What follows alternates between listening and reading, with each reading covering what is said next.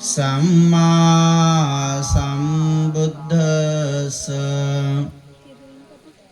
महाकारुणिक देव आणि मनुष्याचे शास्ता तथागत सम्यक संबुद्ध तथागतांचा सद्धम्म तथागतांचा पावन पवित्र आर्य श्रावक संघ सर्वश्रेष्ठ अशा या तीन रत्नाला त्रिवार अभिवादन. ज्यांच्यामुळे आपणा सर्वांना या तीन रत्नाचा लाभ झाला, ज्यांच्यामुळे आपणा सर्वांना हे सुखाचे दिवस आले, आपल्यावरील सारे विघ्न बाधा संकट ज्यांच्यामुळे दूर झाले, स्वातंत्र्य समता न्याय नीती आणि बंधुत्वावर सर्वश्रेष्ठ असे संविधान ज्यांनी देशाला बहाल केले, आपल्या सर्वांच्या जीवनामध्ये जे खऱ्या अर्थाने सुख करता आणि दुःख हारता आहेत असे बोधिसत्व डॉक्टर बाबासाहेब आंबेडकर यांच्या समग्र धम्मक्रांतीला शेवटच्या श्वासापर्यंत समर्पित राहतो. आजच्या या धम्म परिषदेच्या अनुषंगाने रामजी बाबांच्या स्मरणार्थ अनेक वर्षापासून आयोजित या पुण्यमय गावामध्ये शिवणपायली या ठिकाणी आपल्या मिलिंद भावी निर्माण होणाऱ्या बुद्धविहाराच्या पवित्र अशा नागशेन भूमीमध्ये या कार्यक्रमाचे सन्माननीय अध्यक्ष पूज्य शिलानंदजी महाथेरा, पूज्य ज्ञानज्योतिजी महाथेरा, उद्घाटक यांना त्रिवार अभिवादन करून सब्रह्मचारी शीलज्योती भंतेजी, सत्य दमो भंतेजी, आमचे इथे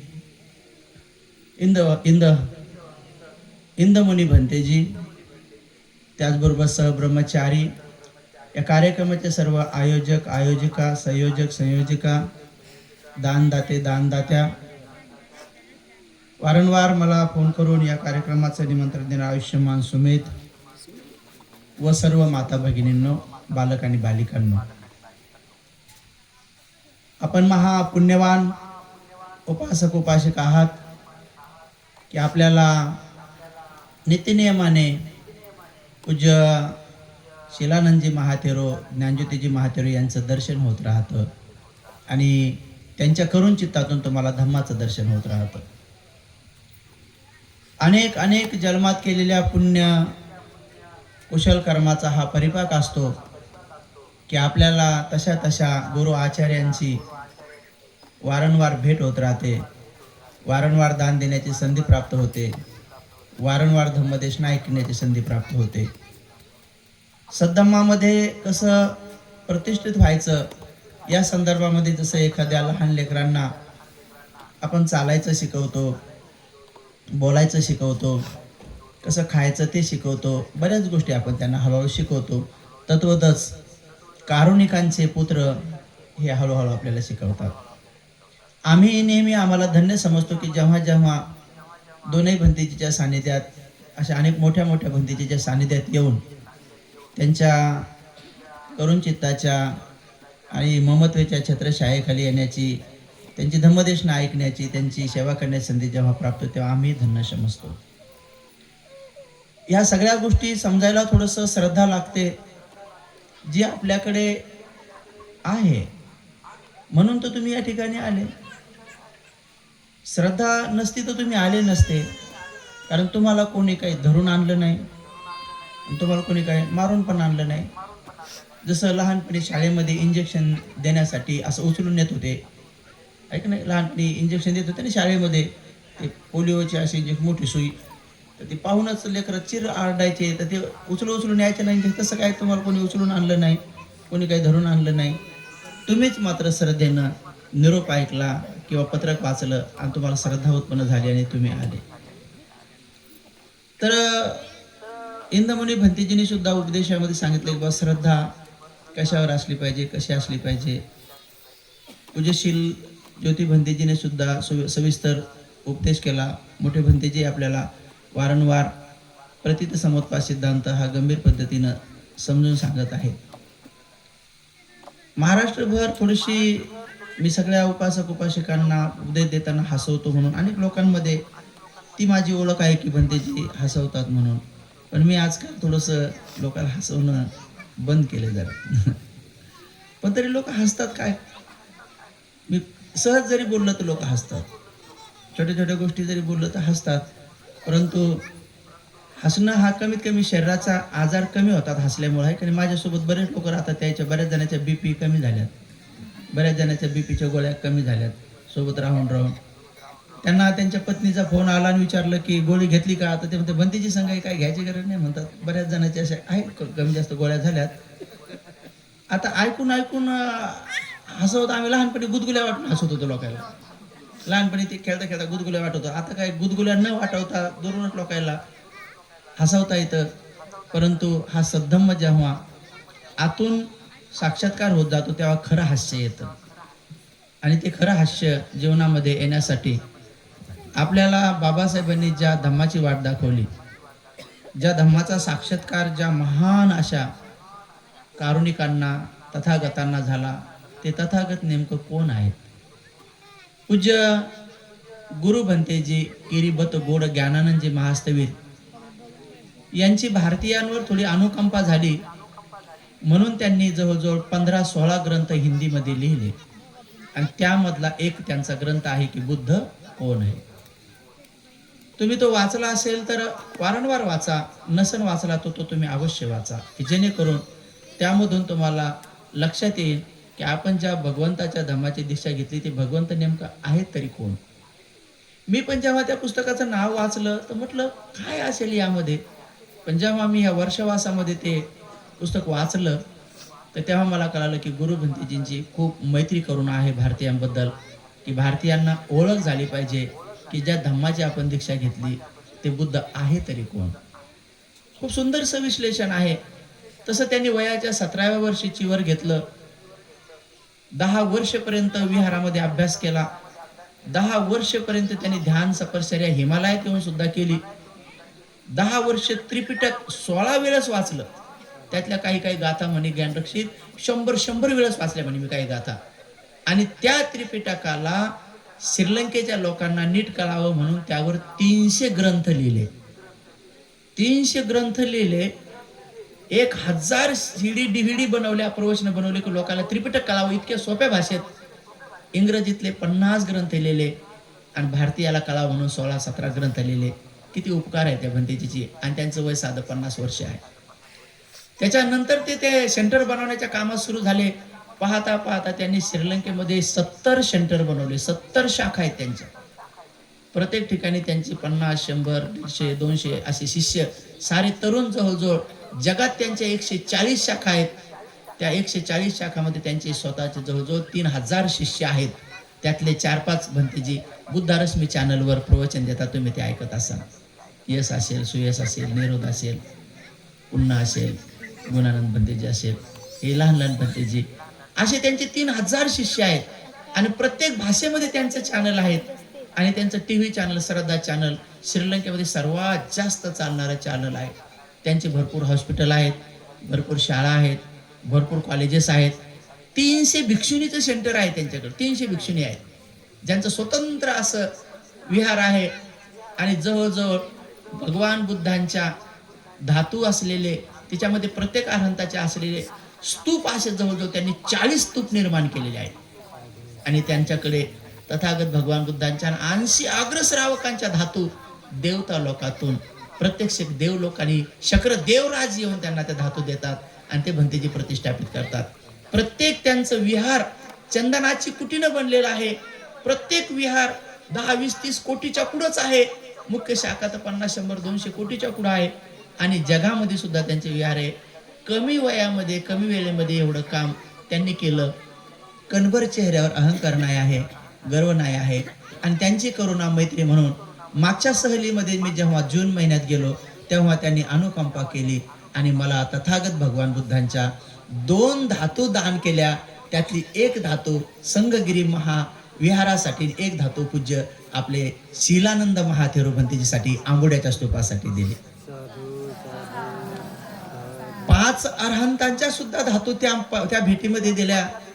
आता मी 20 जानेवारी ते 30 जानेवारी आता पुन्हा मी 28 लोकांना, आम्ही 2 भंतेजी 30 लोक गेलो सहलीत.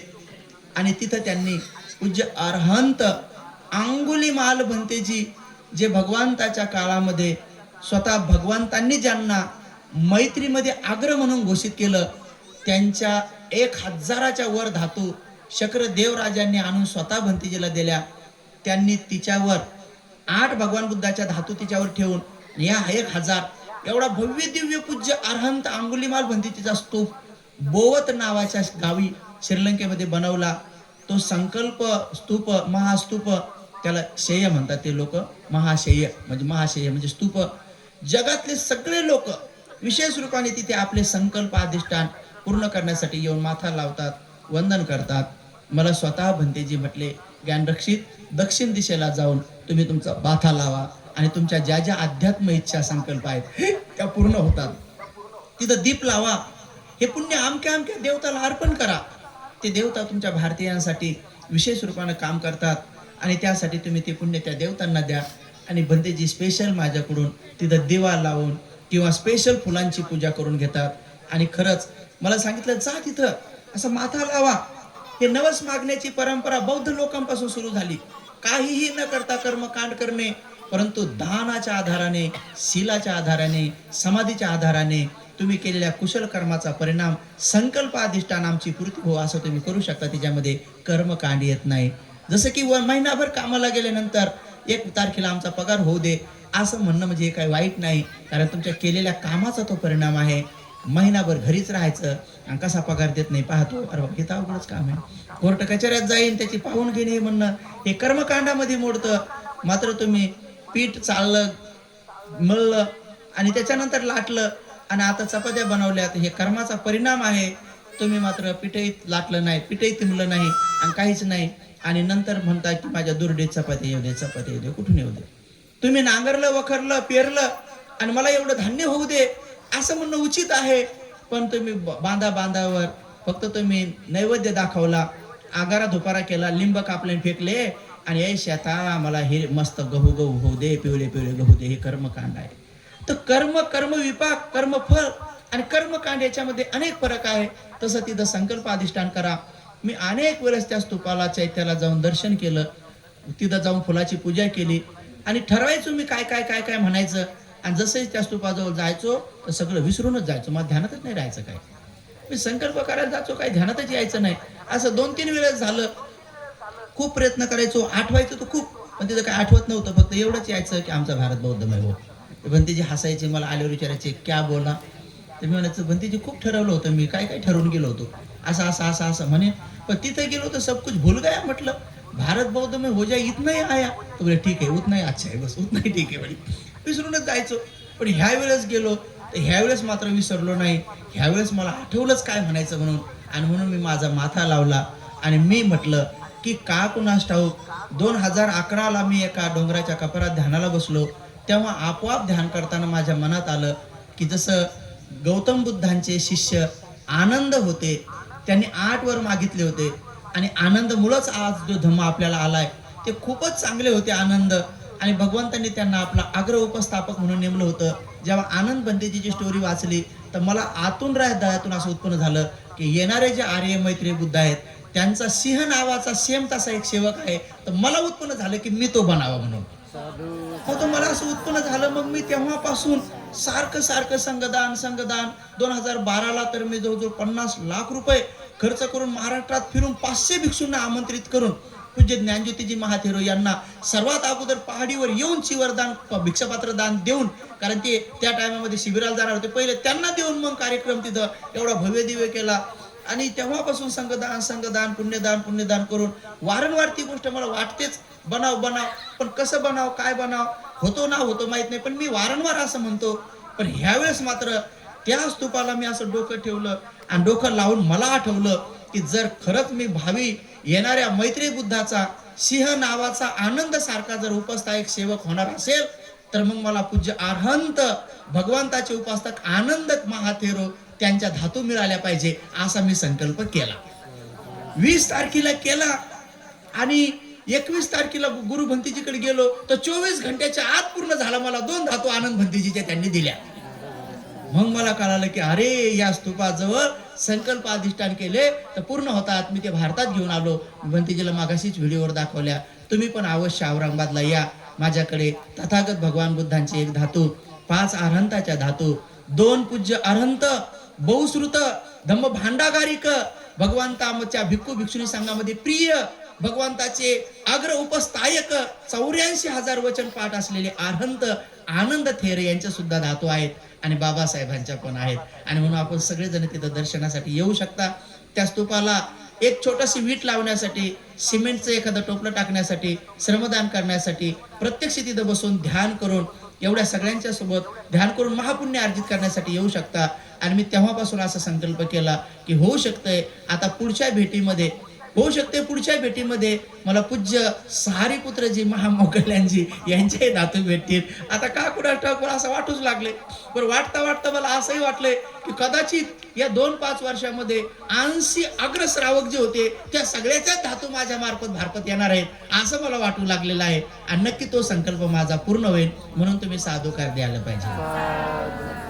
आणि उपासक उपासकून काही गोष्टी वाटतात आणि वाटल्यानंतर त्या पूर्ण होतात. त्याचा काय आधार आहे? मग नंतर लक्षात आलं की याचा आधार आहे की तुमच्यामध्ये धम्माच्या बद्दल असलेली प्रामाणिकता, दान बद्दल असलेली प्रामाणिकता, शील समाधी प्रज्ञेबद्दल असलेली प्रामाणिकता, मोठ्या मोठ्या ज्येष्ठ श्रेष्ठ भिक्षूंबद्दलची तुमची अगाध श्रद्धा, निर्मळ श्रद्धा तुम्ही तशीच ठेवली पाहिजे. निश्चित स्वरूपामध्ये तुम्ही जे काही पेरलं ते उगवल्याशिवाय राहत नाही.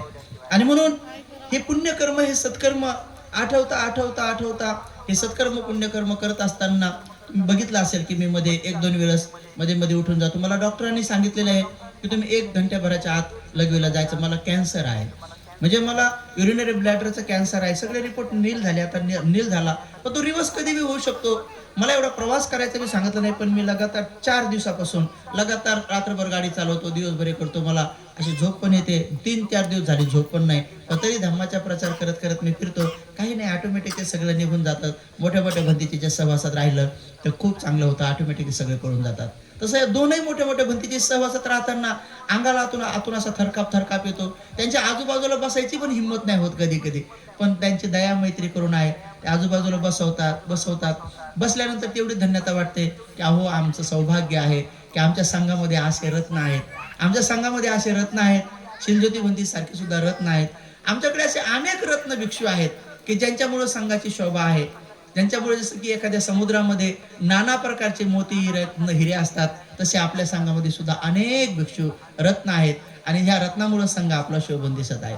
आपण सगळे थोडं पुण्य करू आणि बोधिसत्व बाबासाहेबांचा जो संकल्प आहे की हा भारत बौद्धमय झाला पाहिजे, हे विश्व धम्म राज्य झालं पाहिजे, त्यासाठी आपण सगळेजण प्रयत्नशील राहू. म्हणून आज जास्त उपदेश न देता मी तुम्हाला नेमकं बुद्ध कोण आहे नेमके हे थोडक्यामध्ये सांगतो. सविस्तर मी काही व्हिडिओ माझ्या ज्ञान सत्यशोधक हे यूट्यूब चॅनल आहे, त्या चॅनलला तुम्ही सबस्क्राईब करा. त्याच्यावर मी तुम्हाला सविस्तर बुद्ध कोण आहे त्याच्या छोटे व्हिडिओ बनवून टाकेल, म्हणजे जेणेकरून सविस्तर तुम्हाला त्याच्याबद्दल माहिती होऊन जाईल. आणि गुरु भंतेजीची अनुकंपा जी भारतीयाबद्दल आहे ती परिपूर्ण होऊन जाईल. त्यांची खूप मैत्री करुण आहे, एवढी मैत्री करुण आहे की त्या मैत्री करुणेचे दूरपर्यंत असं बसलं तरी ते मैत्रीचे इतके शीतल तरंग त्यांच्या आपल्या जवळ येतात. आणि का कोणास ठाऊक की अशा अनेक महापुरुषांच्या सहवासात राहण्याची संधी मला प्राप्त झाली. पूज्य गोयंका गुरुजीला मी स्वतः 4 वेळेस भेटलो. पूज्य गोयंका गुरुजीला स्वतः मला 4 वेळेस भेटलो. समोरासमोर 1-1 घंटा मी 2दा त्यांच्यासोबत चर्चा केली, एकदा 5-10 मिनिटं चर्चा केली. एकदा तर त्यांना स्वेटर, टोपी, मला वाटतं धोती आणि सॉक्स हे दान देण्याची बी संधी मिळाली. ते घेत नव्हते कोणाचं, पण माझं घेतलं आणि अंगावर घालताना पण दिसले मला ते एका व्हिडिओमध्ये. म्हणजे एवढी संधी मिळाली मला. बुद्ध रक्षिता भंतेजींची सेवा करायची संधी भेटली, जे बाबासाहेबांसोबत 6व्या संगीतेला होते. एवढंच नाही, ते बाबासाहेबांच्या धम्मदीक्षेमध्ये जे भंतेजी होते, गप्रज्ञानंद भंतेजी, लखनौला मी 2-4 वेळेस त्यांचे पाय दाबण्याची संधी मिळाली. आणि अशा मोठ्या भंतेजीच्या छत्रछायेखाली राहण्याची धर्मसेवक भंतेजी असतील, सदानंद भंतेजी असतील, असे मोठे भंतेजी आहेत. गुरु भंतेजीच्या सोबत मला पहिला वर्षवास, माझी उपसंपदा झाली 2007ला, तर माझा पहिला वर्षवास करण्याची संधी मला प्राप्त झाली. हे सगळ्या गोष्टी केवळ आणि केवळ पुण्य तुम्ही करत राहा. तुमची श्रद्धा एवढी आगात ठेवा. श्रद्धा तर तुमची ठेवली तर निश्चित स्वरूपात तुम्हाला या सगळ्या गोष्टी मिळत राहतात. माझा पक्का विश्वास आहे की तुमची जर आगात श्रद्धा असेल तर निश्चित स्वरूपामध्ये तुमची जी काही अध्यात्म इच्छा संकल्प आहे तो पूर्ण होतो. इच्छा ठेवा, संकल्प ठेवा, अधिष्ठान ठेवा, आपल्या भल्याचे ठेवा, नाही दुसऱ्याच्या भल्याचे ठेवता आले कमीत कमी आपल्या भल्याचे ठेवा. पण दुसऱ्याच्या नुकसानाचं ठेवू नका. आहेत अज्ञानी अनेक लोक दुसऱ्याच्या अहिताचा विचार करतात.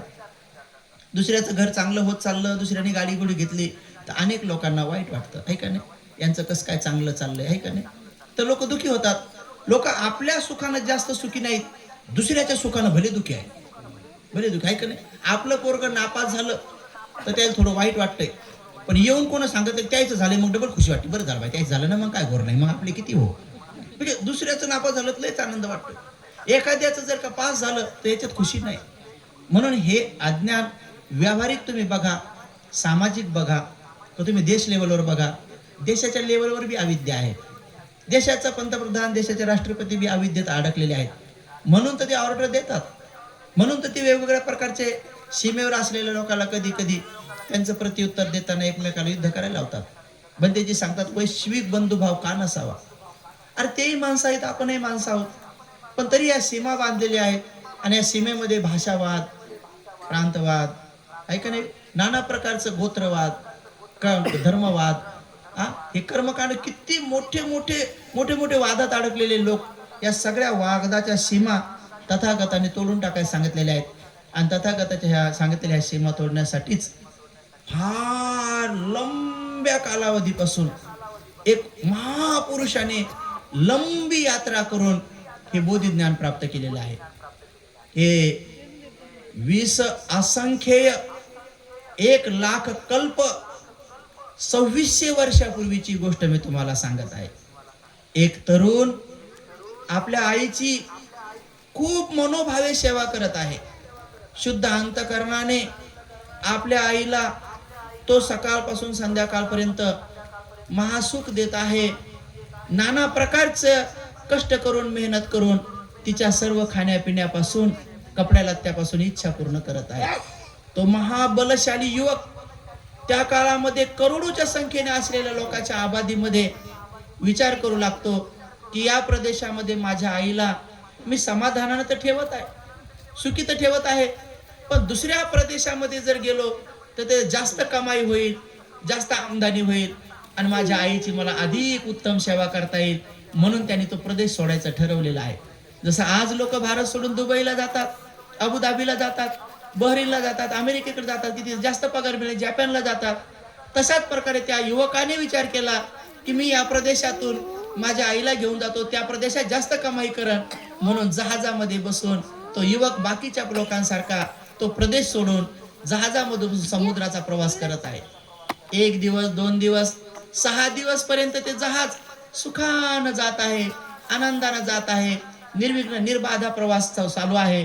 पण अचानक मात्र 6वा दिवस संपल्यानंतर 7व्या दिवशी समुद्रामध्ये तुफान, समुद्रामध्ये उफाळून आलेला आहे. भयान अशा लाटा आणि भयान तुफान त्या सागरामध्ये, लाटामध्ये एकदम ते जहाज तुटून धस्तबस्त झालेलं आहे. सारे प्रवासी पाण्यात पडलेले आहेत. कोणी कोणी त्या लाटेमध्ये मरत आहेत, मरताना एकमेकाला पाहत आहे, स्वतः मरताना पाहत आहे आणि प्रत्येक जण आपला जीव वाचवण्यासाठी प्रयत्नशील आहे. अशामध्ये तो युवकही मोठ्या लाटेमध्ये पडलेला आहे. आणि तो युवक लाटेमध्ये पडल्याबरोबर जसं या सगळ्या जगात, सगळ्या संसारात लोक इतके मतलबी आहेत की स्वतःचा विचार करतात, पण तो युवक जेव्हा त्या लाटेमधून बाहेर आला, बाहेर आल्याबरोबर त्या युवकाला स्वतःचा जीव वाचवण्याचा विचार नाही आला, तर त्या युवकाच्या मनात पहिला विचार आला की माझी आई कुठं आहे, माझी आई कुठं आहे. जहाज तुटला आहे, सगळे मरत आहेत आणि मरताना त्या युवकाला विचार आला की माझी आई कुठं आहे. आणि त्या युवकाने त्या सगळ्यांमध्ये जेव्हा शोधणं सुरू केलं, मरणाऱ्या लोकांमध्ये, डुबणाऱ्या लोकांमध्ये जेव्हा पाहिलं, तर एका लाकडाला धरून त्याला आई दिसली. भरधाव वेगाने पोहोच जाऊन तुरंत तो युवक आईला खांद्यावर घेतो आणि त्या क्षणी दृढ संकल्प करतो, अधिष्ठान करतो की मी माझ्या आईला वाचवीन, या समुद्रामध्ये मी माझ्या आईला मरू देणार नाही, असा तो युवक संकल्प करतो. समुद्रामध्ये संकल्प करतो, तुफान लाटेमध्ये संकल्प करतो. हा संकल्प सामान्य लोकांना एकदम कसा वाटतो की न होण्यासारखा आहे. का? कारण समुद्राला किनारा नाही आणि कुठे कोणत्या दिशेला पोहत जायचं आहे आणि किती दिवस पोहावा लागणार आहे आणि कसं काय आईला वाचवणार आहे. त्या लाटा तुफान आहेत. पण मात्र तो युवक आईवर एवढं प्रेम आहे, आईबद्दल एवढी ममता आहे, एवढी श्रद्धा आहे की तो युवक खांद्यावर आईला घेतो आणि खांद्यावर घेऊन एकदम आपल्या ताकदीनिशी एकनिष्ठतेनिशी तो पोहून आपल्या आईला वाचवत आहे. पोहणाऱ्या लोकांना माहित असेल की स्वतः बी अशा मोठ्या मोठ्या नद्यात आणि समुद्रात स्वतः वाचणं किती कठीण आहे, दुसऱ्याला खांद्यावर घेऊन वाचवणं हे तर अधिक कठीण आहे. पण तरी शौर्य बघा, हिंमत बघा आणि धीरगंभीरता आणि प्रेम बघा, आईवर ममत्व बघा किती आहे. आणि दुसऱ्याला वाचवण्यासाठी तो युवक 1 दिवस नाही 2 दिवस नाही लगातार 6 दिवस पर्यंत पोहत आहे. 6 दिवस पर्यंत पोहत आहे. अंधार पडल्यानंतर कोणत्या दिशेला जावं, समुद्रामध्ये अंधार पडल्यानंतर कोणत्या दिशेला जावं, आपण काठाच्या दिशेला चाललोत का उलट्या दिशेला चाललोत. पण त्यांच्या मनामध्ये थोडी शंका नाही, मी माझ्या आईला वाचवील म्हणजे वाचवील, माझ्या आईला मरू देणार नाही, एवढा दृढ संकल्प करून तो युवक पोहत आहे पोहत आहे पोहत आहे. पोहता पोहता 6 दिवस पर्यंत पोहत आहे, 6 रात्र पोहत आहे. 6 दिवस आणि रात्र पोहून झाल्यानंतर आता युवक थकला आहे. तो युवक थकून गेला. थकून गेल्यानंतर हळूच तो युवक डुबत डुबत चालला आणि परिपूर्ण रूपाने तो युवक डुबला.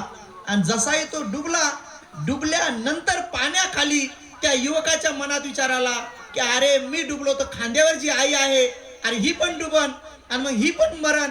आणि मग त्या युवकाला पाण्याखाली गेल्यावर उत्पन्न झालं की नाही, वर माझी आई माझ्या खांद्यावर बसलेली आहे, मी माझ्या आईला मरू द्यायचे नाही आहे. म्हणून त्या पाण्याखाली असताना त्या युवकाच्या मनात दृढ संकल्प आला कि मैं बुद्ध बनूंगा और मैं ज्ञान प्राप्त करूंगा, मैं मेरे माँ को बचाऊंगा, मैं दूसरों को भी बचाऊंगा. आणि म्हणून ताकदीनिशी धैर्यानिशी संकल्प अधिष्ठानानिशी उफाळून तो युवक पुन्हा बाहेर आला आणि आईला त्यानं डुबू दिलं नाही.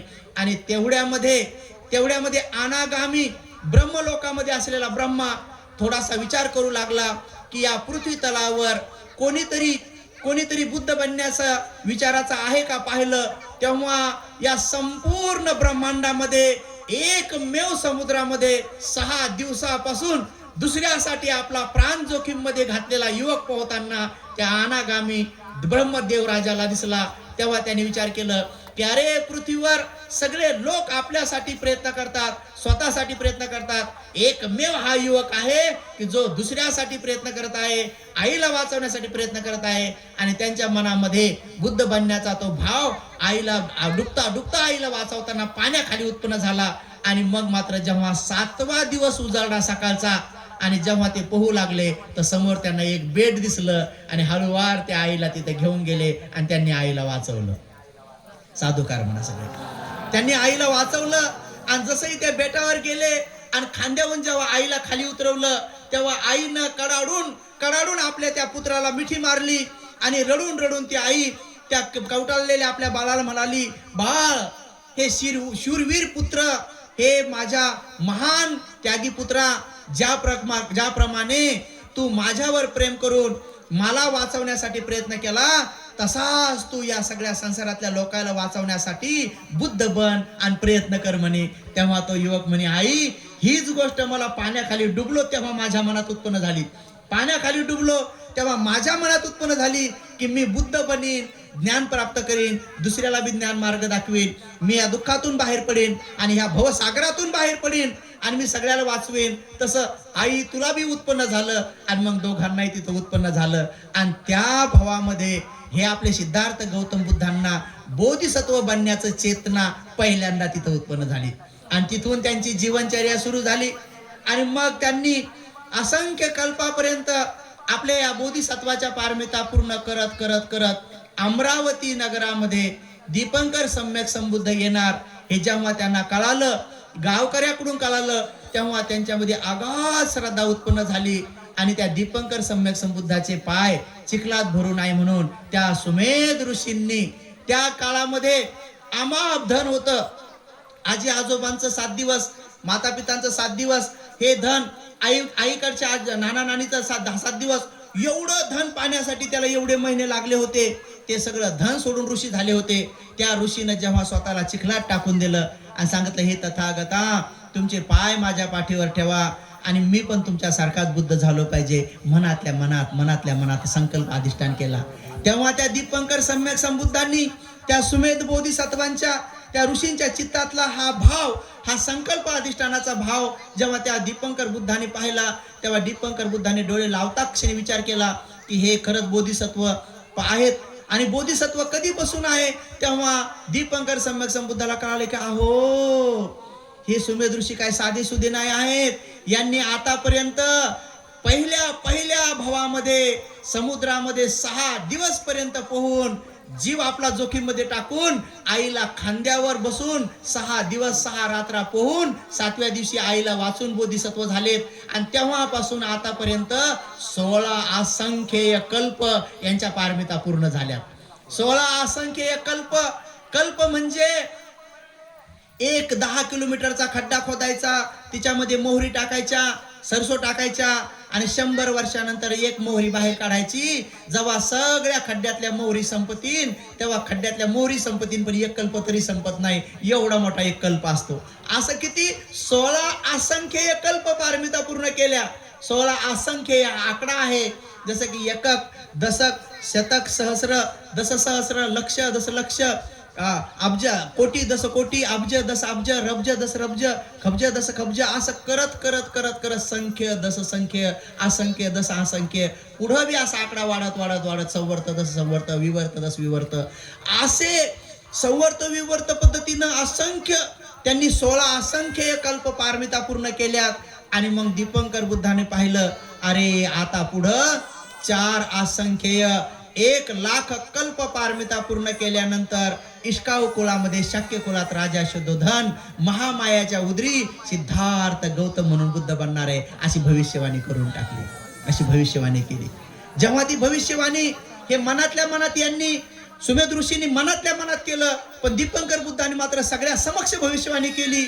यांच्या 16 असंख्य कल्प पारमिता पूर्ण झालेल्या आहेत. अगोदरच त्या अनिश्चया पारमिता होत्या. अनिश्चय म्हणजे यांना बी माहित नव्हतं की मी बुद्ध कधी बनणार आहे, पण आता मला माहित झालं की हे बोधिसत्व 4 असंख्य 1,00,000 कल्प पारमिताच्या पुढं बुद्ध बनणार आहे. त्या पुढच्या निश्चय पारमिता होत्या. आणि मग त्या बुद्धाने जेव्हा घोषणा केली, तेव्हा सुमेध ऋषी विचार करू लागले की मी आता काय केलं पाहिजे, की मला आता मी बोधिसत्व आहे, मी बुद्ध बनणार आहे. आणि जर सम्यक संबुद्धाने सांगितलेलं आहे तर सम्यक संबुद्ध कधी खोटं बोलत नाहीत, मग मी निश्चितच सम्यक संबुद्ध होणार आहे. तेव्हा मग ते विचार करू लागले की मी आता सम्यक संबुद्ध होण्यासाठी कोणते सद्गुण धारण केले पाहिजे. मग मी सम्यक संबुद्धाला विचारलं पाहिजे का की मी कोणते कोणते सद्गुण धारण करू, आता मी पुढे काय काय करू. तर तेव्हा त्यांच्या मनामध्ये चिखलात पडल्याच विचार आला की नाही, सम्यक संबुद्ध व्हायचं आहे तर मग स्वतः चिंतन मनन करायचं. म्हणून ते चिखलातून उठले. सगळे गाव त्या सम्यक संबुद्ध भिक्खू संघाच्या स्वागतासाठी गेले. सुमेध ऋषी बाजूला बसून ध्यानस्थ बसले आणि बुद्ध बनण्यासाठी एका बोधिसत्वाला काय पुण्य करावं लागतंय याच्यावर चिंतन मनन करू लागले. तेव्हा त्यांच्या चिंतनामध्ये त्यांना बोधिसत्वाचा पहिला गुण आठवला की बोधिसत्व बनून मला दान पारमिता पूर्ण करावं लागेल, मला दान पारमिता पूर्ण करावं लागेल, हा सद्गुण मला धारण करावं लागेल. मग 4 असंख्य 1,00,000 कल्प पारमितापर्यंत, या एवढ्या कालावधीपर्यंत दान म्हणजे पृथ्वीवर दिसणाऱ्या जेवढ्या काही वस्तू बहुजन हिताय बहुजन सुखाच्या आहेत, लोक कल्याणाच्या आहेत, त्या साऱ्या वस्तू मला एका जन्मात अनेक वस्तू म्हणा किंवा एका जन्मात एखादी वस्तू म्हणा, अशा साऱ्या पृथ्वीवरल्या वस्तू दान देऊन मला साधारण दान पारमिता पूर्ण करावं लागणार आहे. जेव्हा पृथ्वीवरल्या सगळ्या वस्तू दान देऊन झाल्यानंतर मग मला या वस्तूंचा विचार सोडून देऊन मग तिथून पुढे मला उपपारमिता, माझ्या शरीराचा एक पार्ट मला दान करावं लागणार आहे. मग मला माझं रक्तदान करावं लागणार आहे, कधी किडनी दान करावं लागणार आहे, कधी मला हृदय दान करावं लागणार आहे, फुफ्फुस दान करावं लागणार आहे, कधी माझं मांस दान करावं लागणार आहे. आणि अशा रीतीनं मग त्यांनी आपल्या शरीराचे पार्ट मला दान द्यावं लागणार, ही उपपारमिता मला करावं लागणार आहे दानामध्ये. मग त्यांनी आणखी चिंतन मनन केलं की एका सद्गुणामध्ये आणखी तिसरा सद्गुण, एका सद्गुणामध्येच परिपूर्ण दान पारमिता, दान उपपारमिता, दान परमत्थ पारमिता. अरे मला परमत्थ पारमितेमध्ये बाहेरच्या वस्तू नाही, शरीराच्या पार्ट नाही, मला माझं परिपूर्ण जीवनच दान करावं लागणार आहे. अशा बी मला पारमिता पूर्ण करावं लागणार आहे. हा सद्गुण त्यांना पहिला आठवला. मग त्यांना शील सद्गुण आठवला, मग निखमा सद्गुण. असं करत करत करत ज्यांना आज आपण 10 पारमिता म्हणून ओळखतो, अशा 10च्या 10 पारमिता 3 अंगांनी त्यांना स्मरण झाल्या. आणि त्यांनी विचार केला की अरे मी ह्या पारमिता पूर्ण करण्याचा प्रयत्न केला पाहिजे. आणि मग तेव्हापासून एवढ्या झपाट्याने, एवढा एक सेकंद न थांबता ते मात्र ह्या पारमिता पूर्ण करू लागले. आणि त्या 4 असंख्य 1 लाख कल्प पारमितामध्ये मग दीपंकर सम्यक संबुद्धाच्या नंतर जेवढे बी सम्यक संबुद्ध झाले, जसं की आपण म्हणतो ना, तन्नं करो महावीरो मेधन करो महायसो, हे दोघं जण सोडले की दीपंकरो महायसो. इथून पुढं शरणं करो लोकहितो, दीपंकरो जितेंद्र कौंडिन्य जन पामको. कौंडिन्य सम्यक संबुद्धापासून तर चक्क काश्यप बुद्धापर्यंत सगळ्याच बुद्धांना बोधिसत्वाची भेट झाली. सगळ्याच बोधिसत्व, मग ते कधी राजा होते, तर कधी श्रेष्ठी होते, तर कधी ऋषी मुनी तपस्वी होते, तर कधी नागलोकाचे नाग प्रमुख होते, तर कधी कधी देवता लोकात होते. जिथं जिथं कुठं असेल त्या त्या कल्पामध्ये जे जे कौंडिन्य बुद्धापासून तर काश्यप बुद्धापर्यंत जे जे सम्यक संबुद्ध उत्पन्न झाले, त्या त्या सम्यक संबुद्धामध्ये हे बोधिसत्व त्यांच्याकडे गेले. आणि त्यांच्या स्वागतासाठी कधी महासंघदान केलं, कधी विशेष मंदार पुष्पाचे फुलहार घेऊन त्यांचं स्वागत केलं. नाना प्रकारे जेव्हा जेव्हा त्यांची भेट झाली, जसं दीपंकर आणि सुमेधची भेट झाली होती, तशीच त्या त्या सम्यक संबुद्धाची आणि त्या त्या काळात ह्या बोधिसत्वाचं नाव जे जे असन त्या त्या बोधिसत्वाची भेट झाली. आणि मग त्यांनी तिथं वंदन केलं आणि त्या त्या बुद्धांनी घोषणा केली की आता हे 1800 कल्पानंतर सम्यक संबुद्ध होणार आहेत. मग पुढे सांगितलं आता 900 कल्पानंतर सम्यक संबुद्ध होणार आहे. मग पुढे सांगितलं आता हे 500 कल्पानंतर सम्यक संबुद्ध होणार आहे. असं करत करत करत करत प्रत्येक सम्यक संबुद्ध त्यांची घोषणा करत करत गेले. आणि मग काश्यप सम्यक संबुद्ध आले आणि काश्यप सम्यक संबुद्धांनी घोषणा केली की आता मी या भद्रकल्पामध्ये जे 5 सम्यक संबुद्ध होणार आहे त्यामधला मी 3 नंबरचा सम्यक संबुद्ध आहे. आता माझ्यानंतर हे जे काही ह्या जे आहेत, तर हे आता भावी सिद्धार्थ गौतम बुद्ध होणार आहेत. आणि तो कालावधी आता जास्त नाही, तो फक्त आता 30,000 वर्षाचा कालावधी आहे. आणि एवढ्या कमी वेळामध्ये आता हे सिद्धार्थ गौतमच बुद्ध होणार आहेत. ती भविष्यवाणी त्यांनी केली. आणि मग तेवढ्या कालावधीमध्ये राहिलेल्या ज्या काही पारमिता आहेत त्या पूर्ण करून तुषित देवलोकांमध्ये मग पुढे तुम्हाला बाबासाहेबांच्या ग्रंथात येतंय की मग चतुर्दीपाल आले. महामायांना स्वप्न पडलं.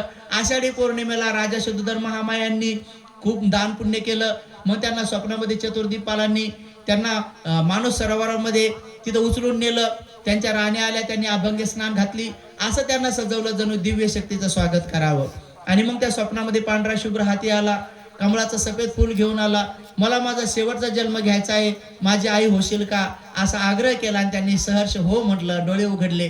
त्या स्वप्नाचा अर्थ सांगण्यासाठी 8 ज्ञानी विद्वान लोकांना बोलवलं. त्या 8 ज्ञानी विद्वान लोकांना बोलवलं. त्यातील 7 जणांनी दोन बोट वर केले. जास्त वेळ चर्चा केल्यावर 2 बोट केले. राजा तुम्हाला बाळ होणार, मुलगा होणार. आणि तो मुलगा संसारामध्ये जर टिकला तर महापराक्रमी चक्रवर्ती राजा होईल, ज्यांना युद्ध न करता सगळ्या पृथ्वीला जो जिंकन, युद्ध करण्याची गरज पडणार नाही. जिथेही जाईल तर तिकडचा राजा सीमेवर येऊनच म्हणे की स्वामी स्वामी मी तुम्हाला शरण गेलो, सांगा मी तुमचा स्वामी सेवक झालो, मी राज्य कसं चालू म्हणून. मग ते त्यांना पंचशील सांगतील, उपसत्कार्या सांगतील. अशा रीतीनं तुमचा पुत्र सगळं जग जिंकेन, चक्रवर्ती सम्राट होईल.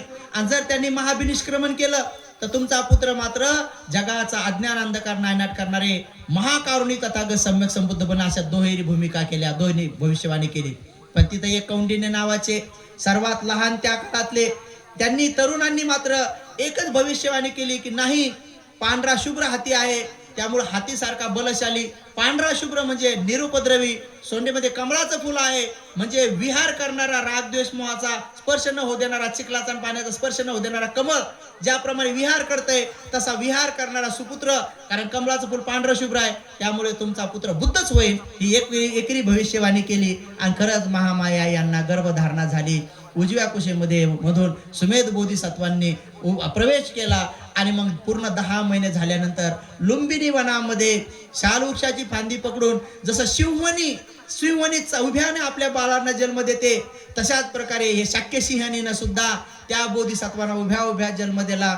जेव्हा उभ्यानं जन्म दिला जेव्हा ते फांदी पकडून होत्या तेव्हा या गर्भपिशवीपासून, गर्भाशयापासून तर जमिनीवर पाय ठेवेपर्यंत ते बाळ जेव्हा येत होतं त्याचं वर्णन करण्यासाठी 7 दिवस लागतात. एवढं सुंदर वर्णन आहे की कोणत्या देवतांनी कोणत्या पद्धतीने शिड्या सजवल्या, त्या शिड्याला कोणकोणते हिरे लावले, कोणकोणते मणिरत्न लावले, कोणकोणते माणिक लावले, कोणकोणते मंदार पुष्पानं ते सजवलं आणि त्या बोधिसत्वाचं कसं कसं देवताने स्वागत केलं. शेखर देवराज, ब्रह्मदेवराज, माझ्या हातावर पाय ठेवा, माझ्या हातावर पाय ठेवा असं म्हणून मी म्हणून नाना प्रकारचं स्वागत करण्यासाठी एवढ्या जागेमध्ये कसे कसे झाले याचं सविस्तर वर्णन आहे. त्याचे व्हिडिओ मी नवीन नंतर कधीतरी सविस्तर बनवून टाकेन.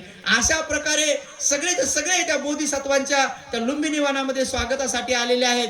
ते रमणीय एखाद्या दिव्य शक्तीचं स्वागत करण्यासाठी ते वन सजलेलं आहे असं वर्णन बाबासाहेबांनी बी केलेलं आहे. फांद्यापासून बुंद्यापर्यंत शाल वृक्ष सजलेला आहे, निरभ्र आकाश आहे, सुमधुर असे पक्ष्यांचे आवाज आहे, खळखळ वाहणारे झरणे आहेत, शांत असा वारा आहे आणि आशामध्ये उभ्या उभ्या ते बोधिसत्व एक हात बोट वर करून एक बोट खाली करून घोषणा करत करत सिंहनाद करत करत ते बोधिसत्व जन्माला येतात. शिडीवर एक एक पाऊल ठेवून प्रत्येक देवलोक एक शिडीचा एक भाग सजवायचा त्यांच्यावर ड्युटी आहे. तो एवढा सुंदर सजवलेला आहे.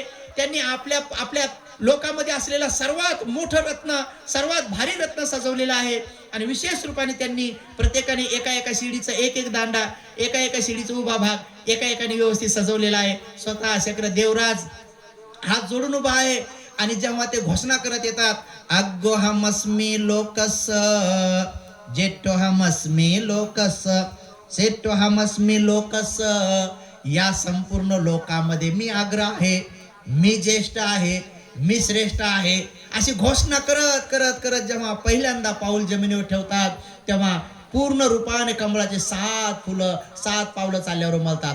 हे कसे उमलतात, कोणत्या कर्माने उमलतात, कोणत्या पुण्याने उमलतात ते वैज्ञानिक प्रक्रियेने सांगितल्याचे व्हिडिओ बनवून एक दे सगळे त्रिपिटकात आहे. सुंदर वर्णन आहे. लोक वाचत नाही, ज्यांनी सांगितलं त्याच्यावर विश्वास ठेवत नाही. त्याला आपण काय करावं, आता त्या बिचाऱ्यांची तेवढी कमतरता आहे, त्याला काय करावं. पण तुमची कमतरता होऊ देऊ नका, तुम्ही वाढत जाऊ द्या श्रद्धा. हे सर्व सत्य आहे आणि हे सगळं सत्य प्रत्यक्ष डोळ्याने पाहायला मिळतंय. फक्त त्या जाण्याचा मार्ग जे आहे तुम्ही डोळेच लावणार नाही. डोळे लावल्यावर मग दिसतंय. डोळे उघडे ठेवल्यावर सगळ्या गोष्टी दिसत नाही. डोळे उघडे ठेवल्यावर रूप दिसतंय, रंग दिसतंय. रंग रूप हे मात्र माणसाला राग द्वेष मोह उत्पन्न करतंय. डोळे बंद केल्यानंतर राग द्वेष मोह कुठे उत्पन्न होतंय. संवेदनेच्या रूपाने त्याला खिनंग पुराणं जुन्याला काढावं लागतंय, नवनत्ती संभवंग त्याला अनित्य बोधाला नंतर साक्षीदार बनावं लागतंय. साक्षी भावामध्ये समता पुष्ट करावं लागते. उपेक्षामध्ये मग प्रज्ञा डेव्हलप होते आणि मग उपेक्षेमध्ये तुम्हाला कळते की अच्छा हे विकार आहेत, हे काढायचे आहेत, अच्छा हे कुशल आहे, हे कुशल कर्म आहे ते कळणं सुरू होतंय आणि सर्व दिसणं सुरू होत आहे. सारा लोक दिसू शकतो, बिना दिसल्याचं काही नाही आहे. आणि मग अशा रीतीनं सगळे ते देवता लोक जे येतात, अनेक लोक प्रश्न उपस्थित करतात की ते देवता लोक कुठून येतात, ते देवता लोक कुठं राहतात, त्याची राहायची जागा कुठं आहे, अमेरिका आहे का, जपान आहे का, फ्रान्स आहे की इटली आहे का, कुठं आहे असे लोक विचारतात. त्रिपिटकामध्ये वर्णन आलेलं आहे की ते देव लोक सुमेरू पर्वतावर राहतात. ते सगळे देव लोक सुमेरू पर्वतावर राहतात. मग सुमेरू पर्वत कुठं आहे, तर सुमेरू पर्वत या ब्रह्मांडाच्या मध्यभागी आहे. हे ब्रह्मांड आहे, या ब्रह्मांडाच्या मध्यभागी सुमेरू पर्वत आहे आणि त्या सुमेरू पर्वताची उंची 84,000 योजन आहे. एक योजन हा 10 किलोमीटरचा आहे. म्हणजे 8,40,000 किलोमीटर ते उंच पर्वत आहे. 8,40,000 किलोमीटर उंच पर्वत आहे. तो पर्वत तेवढाच रुंद बी आहे आणि तो पर्वत तेवढाच लांब बी आहे. 8,40,000 किलोमीटर लांब असलेला, 8,40,000 किलोमीटर रुंद असलेला, 8,40,000 किलोमीटर उंच असलेला त्या सुमेरू पर्वतावर हे देवलोक राहत आहेत.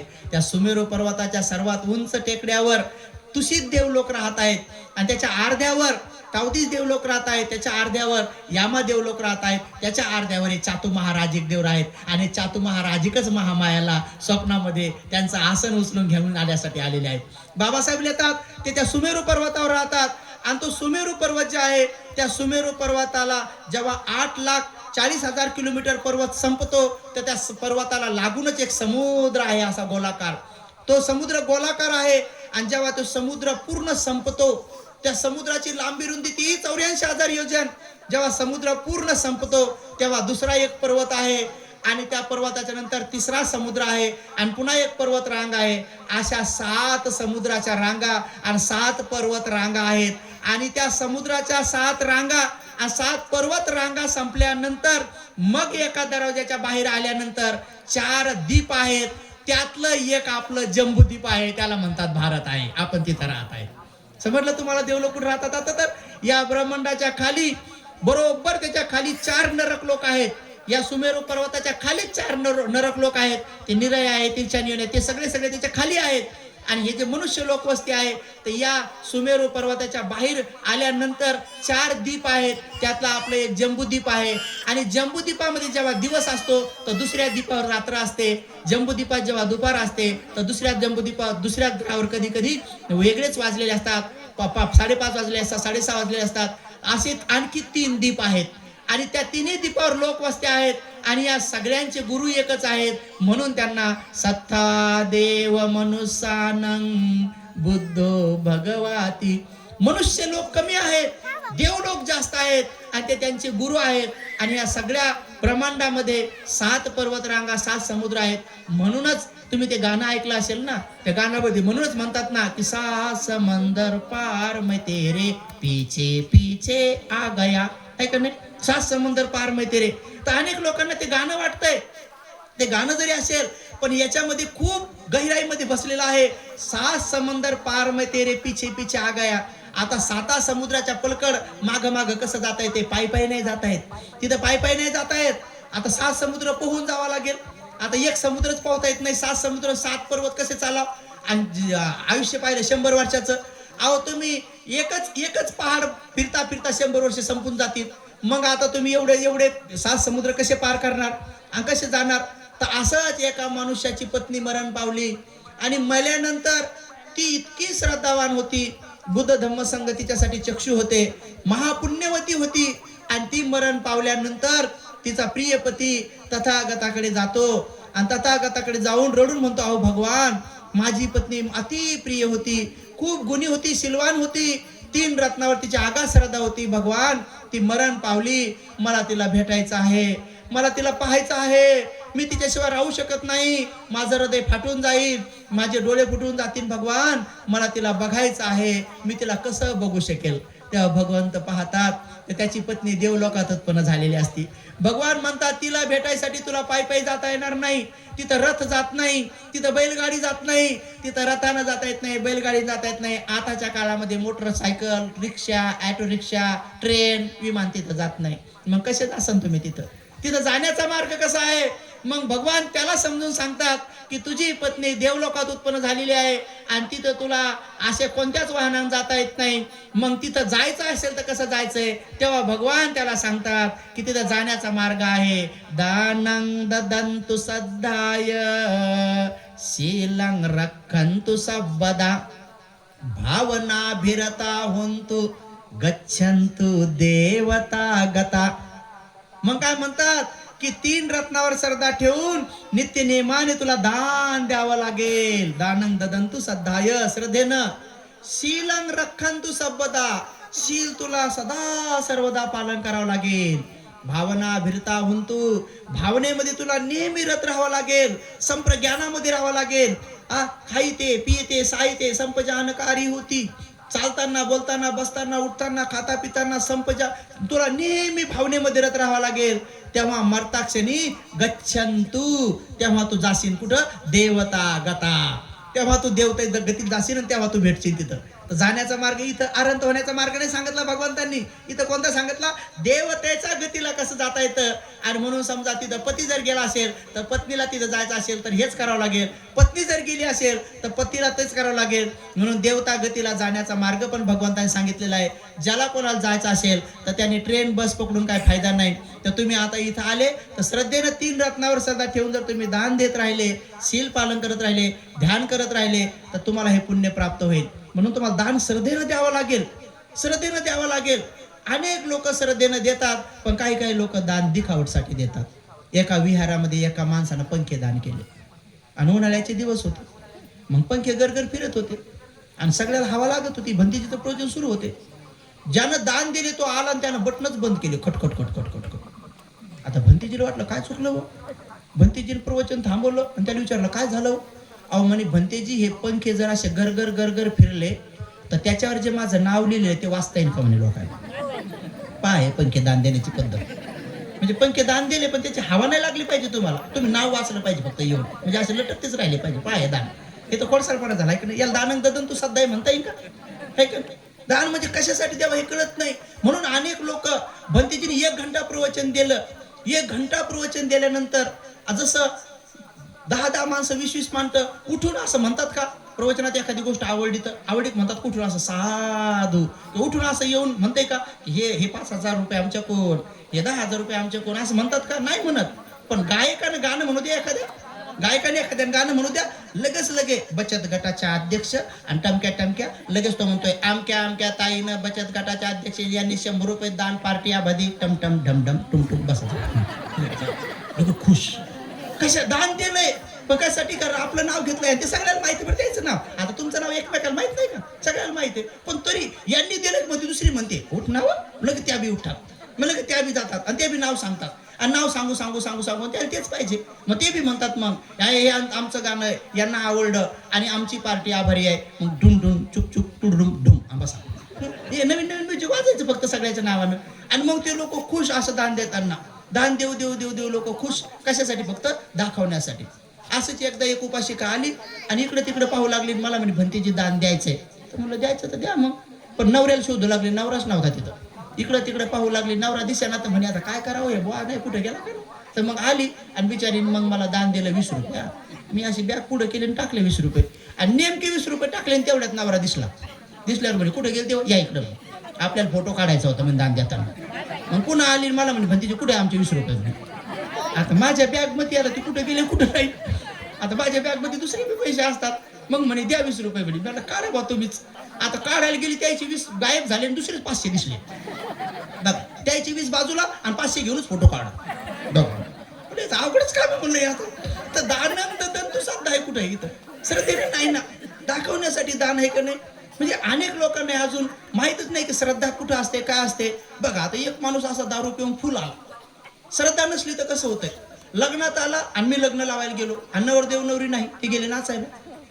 आणि तो दारू पिलेला माणूस माझ्याकडे आला म्हणे भत्तीजी आटपा म्हणे. काय आटपा म्हणजे? मला म्हणे लवकर आटपा. आम्ही म्हणलं नवरदेव नवरीच नाही, कोणाचं लग्न जाऊन घेऊ द्या. म्हणजे पेलेलं वाचल एवढा बी होस नाही की भत्तीजीला काय म्हणावं. गेला आणि नवरदेव नवरी नाही, मला म्हणे लग्न लवकर लावा म्हणे. आणि कोणाचं लावा? मग नवरदेव नवरी आले आणि पुढंच बसला पेलेला फुल. आणि मग सील देता देता त्याच्या पोटात दारू आणि तरी म्हणू लागला सोरा मेरय मज्ज पमाद ठाणा आणि भंतीचं पुढचं तुम्हीच म्हणा म्हणे. बघा त्याचा दम तिथरुकच पुरला. तिथरुकच यायचा, त्याला कितीही बाऱ्या सील द्या तो तिथरुकच म्हणतोय सोरा मेरय मज्ज पमाद ठाणा, बाकीचं तुम्हीच म्हणा म्हणे. आता पोटात दारू आहे तरी म्हणतोय. मी म्हणलं बा कमीत कमी पोटात दारू आहे तर खोटं तर नका बोलू, दुसरं तर सील नका तोडू. पेली तर पेली समजा, पण मग मुसावादा वेर म्हणते कशाला सील तोडता. तर अनेक लोक एका पोरगा रिक्षात घेऊन चालला, त्याचे सगळे दात पिवळे स्पष्ट दिसू लागले गुटखा खाल्लाय म्हणून. घडी थुकू लागला. त्याला मी म्हटलं गुटखा खाल्ला? तर म्हणतो नाही. हा बाबासाहेबाची शपथ म्हणे. अरे खोटं कशाला बोलतो? म्हणलं खाल्ला तसा. म्हणजे लोक खोटं बी बोलतात. तर एक सील तोडलं तर दुसरं सील तोडतंय. म्हणून तिथं काय म्हटलं, सीलंग रखंतु सबदा, सदा सर्वदा शिलाचं रक्षण करावं लागतंय. दाखवण्यासाठी नाही, कोणाला दाखवण्यासाठी नाही. अनेक लोकांना अजून गुण काय, सद्गुण काय, महागुण काय, महासद्गुण काय कळत नाही. एका उपासकाच्या घरी भोजनासाठी गेलो, 4-5 भंतीजी बसले, ताटं बिटं वाढले आणि तेवढ्या त्याचं पोरग आला शाळेतून. आणि पोरानं दप्तर असं घेतलं आणि गरगर फिरलं आमच्या डोक्यावरून फेकलो आणि दणकून ते दप्तर याच्यावरच पडलं बेडवर. आणि पोरग टणकून उडी मारून वर गेलो आणि आमच्याकडे असं पाहू लागलो. आणि त्याची आई म्हणे भंतीची हे लय हुशार आहे म्हणे. मी हो पाहिलं बा, मला आताच पाहिलं. तलवार बिरवाला असती तर बोललो आमच्या मांडाच कापायचं काम होतं बोललो. ते दप्तर आमच्या समोरच फेकलं असं सडकं आणि पलंगावर जाऊन असं पाहू लागलं आमच्याकडं काय वाढलंय म्हणलं. आता आम्ही खाली बसेल आणि ती आई, त्याची आई म्हणे आमचं पोरग लय हुशार आहे म्हणे भंतेजी, याला ना म्हणे गणितात पैकीच्या पैकी मार्क आहेत म्हणे, 100 पैकी 100. असं म्हणल्याबरोबर त्यानं भंतीच्या ताटातच उडी मारली. लगेच ताट भंतीच्या तोंडावरच. अरे बापरे म्हणलं काय हुशार आहे म्हणलं. बघा गणितात 100 मार्क, वागण्यात 0. पुन्हा त्याला कसं तरी उचललं पलंगावर ठेवलं आणि ती आई म्हणे भंतीजी याला इंग्रजीत बी 100 आहे म्हणलं. दुसरी उडी मारलं. राहू द्या बाबा म्हणलं, त्याला राहू द्या म्हणलं. कसं तरी त्या भंतीजीला म्हणे तोंड धुवा, त्या दुसरं ताट वाढलं त्या भंतीजीला. घडलेली घटना आहे बरं. मग ताट वाढलं आणि मी काय म्हणलं आई त्याला कसं करू, पलकडच्या रूम मध्ये कोंडायला म्हणलं. मग त्याला पलकडच्या रूम मध्ये कोंडलं आणि इकडं आम्हाला भोजन वाढलं आणि आम्हाला भोजन वाढवस्तोर गाथा सुरू होस्तोर ते दरवाजाला लाथा मारून लागला. आमचं इकडं सुरू पट्टी सांगखा त्याचं मम्मी दरवाजा उघड उघड म्हणे मम्मी. मी म्हणलं उघडू नका ते ताटावर पळायचं म्हणलं. आणि आमचं इकडे सुरू पटी सक्का एवढी आम्ही डचको म्हणलं बाबा ह्यो जर सुटला ह्यो ताटावर पळायचं म्हणलं. मी त्या आईला विचारलं म्हणलं आई दरवाजे एकच एक आणखी पलकून ये. मग दुसरा एक आहे म्हणलं येते बाबा ते तिकडून पुन्हा ते चिंग पडून पुन्हा इकडून आलं. आम्ही भेद म्हणलं बाबा तुमच्या घरी डबल काही येणार नाही म्हणलं. तो असे लेकर लय हुशार आहेत. गणित 100 इंग्रजी 100 वागण्यात 0. आता काय का बघ हाय की नाही अवघडच का. म्हणजे लोकांना अजून कळत नाही की सुसंस्कार काय चांगले संस्कार काय. श्रीलंकेमध्ये मी अनेक महिने राहिलो तर जेव्हा पायी जायचो तिथं अनेक पोरं क्रिकेट खेळताना जेव्हा मी पाहायचो तर मला असं वाटायचं उभं राहून पाहावं. आता मला काय माहिती इथल्या पोरांना भंतीजीचा लय आदर आहे म्हणून. तर मी उभं राहिलो ते पोरं खेळायच ना.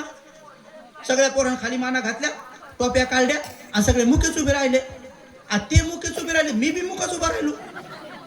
आता मला समजेना मला वाटलं बा या पोरांना खेळावं म्हणजे मला बघावं की एखादा चेंडू कसा मारतात काय मारतात. पण ते पोरं खेळायच ना. मग नंतर मला लक्षात आलं की हे माझ्यामुळं खेळ्यांना. मग मी हळूच पुढे गेलो तेव्हा त्या पोरांनी खेळणं सुरू केलं. मग माझ्या लक्षात आलं की श्रीलंकेमध्ये असे संस्कार की लेकरं खेळताना भंतीजी जर चालले तर डोक्यात ते टोपी काढतात आणि मान खाली घालून उभे राहतात. श्रीलंकेमधला कुठलाही पोलीसवाला बसलेला असेल भंतीजी दिसताक्षणी उभा राहतो टोपी काढतो आणि खाली मान करतो. तिथला मंत्री कुठला जरी विहारात आला तर पटकन झुकतो झाडू बिडू मारतो आणि भंतीजीला वंदन करतो. त्या देशातले तसे संस्कार. लहान लहान लेकरं सुद्धा भंतीजी दिसताक्षणी असे कमरातून वागतात मानेतून वागतात.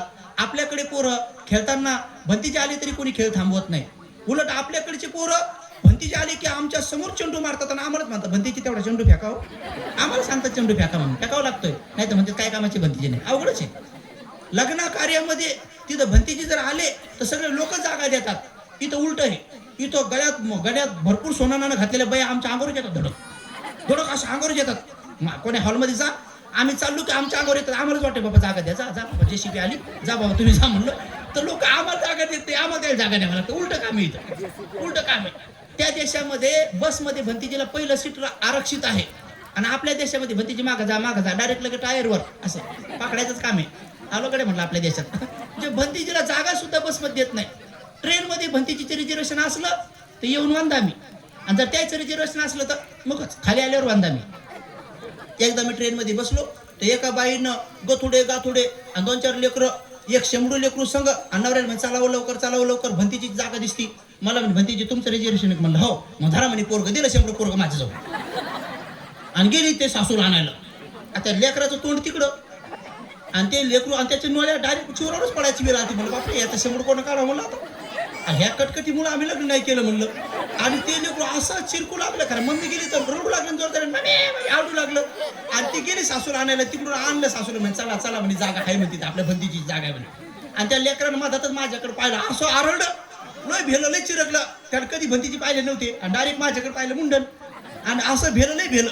आता त्याला कसं समजावं त्याला हाडगाय म्हणावं कसं म्हणावं.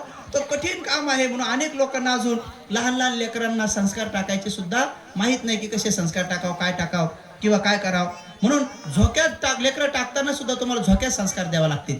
एवढंच नाही तर तुम्हाला गर्भाशयात बाळ ज्या दिवशी जन्माला आलं गर्भाशयात आलं तेव्हापासूनच तुम्हाला गर्भ सुरक्षा विधी आणि 3 महिन्यापासून तर 9 महिन्यापर्यंत गर्भ सुसंस्कार विधी करावा लागेल. तेव्हा कुठं येत्या काळामध्ये बौद्ध धर्माचा प्रचार प्रसार करणारे संघामध्ये अनेक असे हिरे माणिक मोती रत्नासारखे संघ तयार होतील आणि मग बौद्ध धर्माचा प्रचार प्रसार मोठ्या जोमानं होईल. म्हणून उपासकांनो हे धम्माचे संस्कार आपण टाकत जा. निश्चित स्वरूपामध्ये बोधिसत्व जेव्हा बुद्ध बनण्यासाठी जेव्हा त्या पर्वतावरून जेव्हा ते सर्व भविष्यवाणी केल्या गेली आणि तसेच भविष्यवाणी झाली तेव्हा 20 वर्षानंतर त्यांनी महाभिनिष्क्रमण केलं. ज्या दिवशी त्यांनी महाभिनिष्क्रमण शाक्य संघाचे सदस्य झाले वयाच्या 35व्या वर्षी ते सम्यक संबुद्ध झाले. परंतु जेव्हा त्यांनी अगोदरचे 29व्या वर्षी महाभिनिष्क्रमण केलं तेव्हा त्यांनी त्या कंठकाच्या पाठीवरून हात फिरवला आणि बाळ पुत्र मला आजच्या आज अनुमा नदी पार करून दे म्हणून त्याच्या पाठीवर बस